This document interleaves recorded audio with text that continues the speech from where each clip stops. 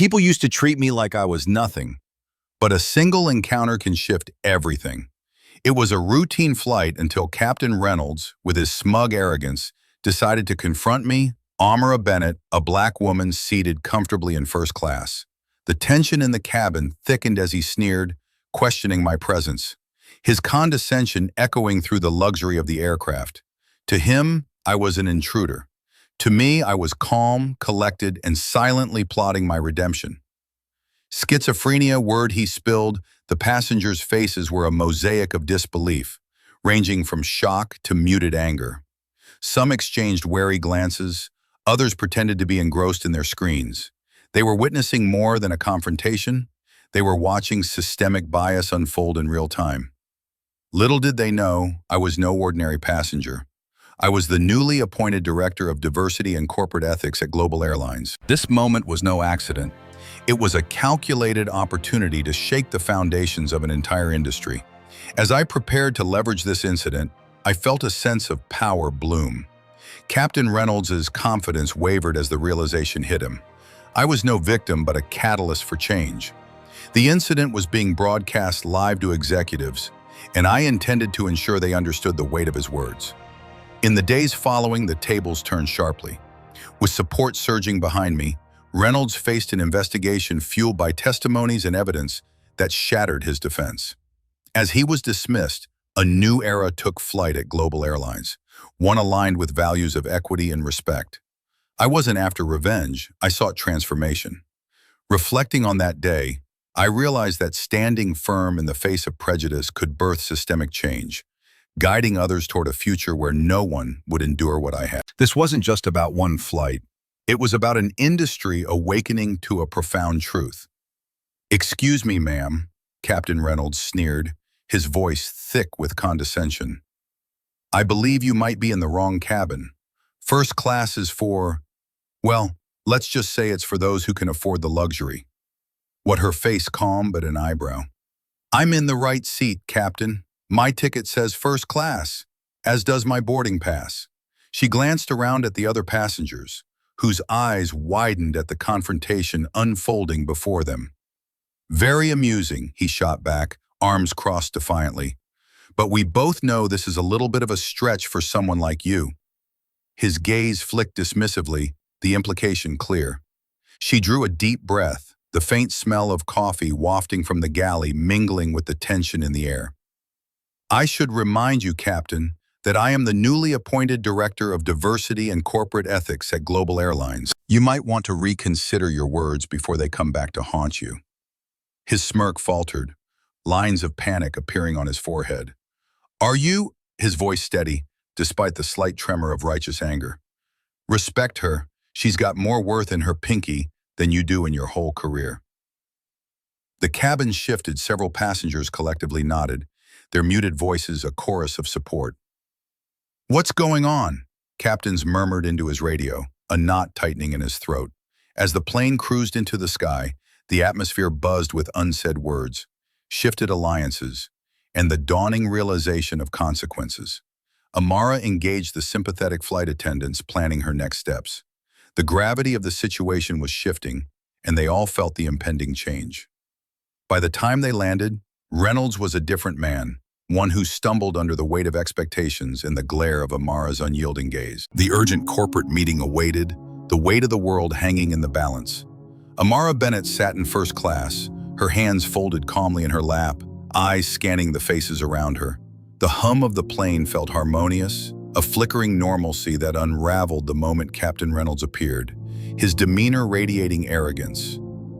"Excuse me, ma'am, but I believe there's been a mistake," he said, eyes narrowing, making it abundantly clear he meant to belittle. Amara felt a ripple of tension in the cabin, passengers stiffening in discomfort while glancing between them. His words dripped with condescension, laden with societal biases she had encountered countless times, yet she maintained her composure, responding with calm resolve. "No mistake, Captain. I hold a valid ticket for this seat." Gasps were muffled, and whispers trailed off. The atmosphere thickened. As the confrontation escalated, her frustration simmered beneath her stoic facade. Reynolds continued, throwing out veiled remarks, each one a reminder of the walls she had spent years tearing down. Disparate harshness from his well-polished exterior grated at her resolve. She noticed other passengers' ambivalence. Some looked away, others subtly raised their phones, the tension morphing into voyeuristic entertainment. Then, amid the noise, a realization struck her. Amara was not just a passenger, she was the newly appointed director of diversity and corporate ethics. The weight of her position pulsed through her veins. This was more than an insult. It was an opportunity to dismantle the insidious biases threading through the airline. As the cabin echoed with his disdain, a storm of emotions swirled inside her. Utley communicated with a flight attendant, their eyes locking in mutual understanding. Amara's resolve hardened. No longer would she simply absorb the demeaning remarks. She would leverage this moment for systemic change. The pulse of her heart matched the hum of the engine as she moved toward the edge of her seat, ready to reclaim not just her dignity, but the integrity of the institution that needed transforming. The energy shifted, anticipation crackled in the air, a force of change brewing silently beneath the surface. Amara took a deep breath, the sounds of snickering passengers fading into a distant hum. "Captain Reynolds," she spoke, her voice steady despite the tension swirling around them. "I believe this seat is mine by right, not simply by your grace." Captain Reynolds, taken aback, stammered, "What do you mean? This is first class and I've paid for my ticket like everyone else," she interjected, her resolve crystallizing. "I'm not here for your approval, nor will I tolerate disrespect. You may not see me as entitled to this space, but your prejudice only reveals your own insecurities." At that moment, she felt a swell of clarity. The whispers of uncertainty that had shadowed her existence evaporated as her confidence surged. Here, in this small conflict, Amara found her voice, the voice of accountability and change. She sensed the support simmering around her, the quiet nods from fellow passengers who were tired of watching the same tired play unfold. "Do you know who I am?" she continued, no longer a mere passenger, but a force to be reckoned with. "I'm Amara Bennett, the new Director of Diversity for Global Airlines, and your actions today are the loud echo of a systemic issue that ends now." Close quote. As murmurs of shock rippled across the cabin, Amara exchanged glances with the flight attendants, who had subtly drawn nearer, hearts aligned. Each pair of eyes reflected sympathy and solidarity, signaling victories small yet profound. Today she had reclaimed her narrative, and she was just beginning. Close quote. "Don't worry," she whispered to one attendant as the plane's engines roared. "Change is coming." Her newfound strategy had taken root, and with small steps, they would dismantle the barriers that confined them all. The cabin hums with the low murmur of conversation, punctuated by the crisp sound of the flight attendant's steps. Amara Bennett, seated comfortably in first class, stands out in her poised demeanor. At the front, Captain Reynolds strides down the aisle, his eyes narrowing as he spots her. The tension is palpable. "Exclusion," he barks, his tone a mix of arrogance and authority. "First class is reserved for our premium members. You'll have to return to your assigned seat."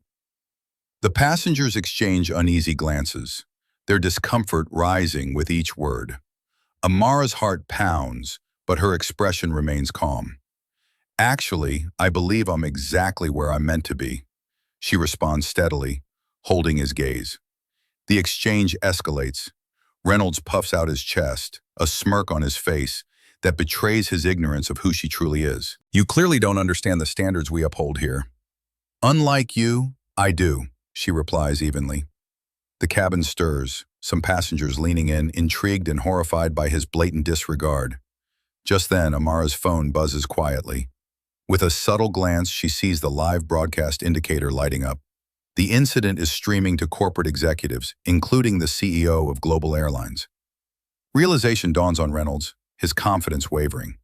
As he stammers, the flight attendant, eavesdropping, positions herself to offer quiet support to Amara, a gesture not lost on the other passengers. Choose uneventfully, tension simmering. Behind the scenes, an emergency meeting is convened, the executive team suddenly aware of the implications of Reynolds' behavior. They scramble for a response, a turning point that echoes throughout the airline's culture. Take. When the investigation concludes, Reynolds can only watch in disbelief as evidence mounts against him. His past offenses come to light, the testimonies piling up from staff who've quietly suffered under his command. He pleads, desperately spinning excuses, but the room is unmoved. "Your behavior is unacceptable," the CEO states coldly, as murmurs of support for Amara fill the air. Reynolds' face falls, visibly unraveling in defeat. The power has shifted.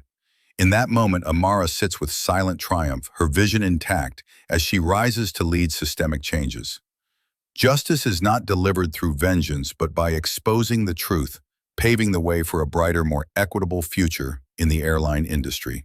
The faces surrounding her reflect hope and empowerment, transforming her personal victory into a legacy of change. Amara Bennett leaned back in her seat, recalling the chaos of that day. The sting of Captain Reynolds' arrogant words had echoed not just in her ears, but in every passenger's heart. As the flight continued, and the emergence of her true identity sent shockwaves through the cabin, she felt a strange blend of sadness and resolve. It wasn't just about him, it was about all the unseen grievances within the industry she had dedicated her life to changing. As moments passed, Amara's composure became her strength, turning an act of humiliation into a catalyst for transformation. Witnesses shifted their perceptions, recognizing the dangerous biases that festered in plain sight. Then came the reckoning, for Reynolds and for the entire airline. Sitting there now, she understood that change is rarely swift and easy.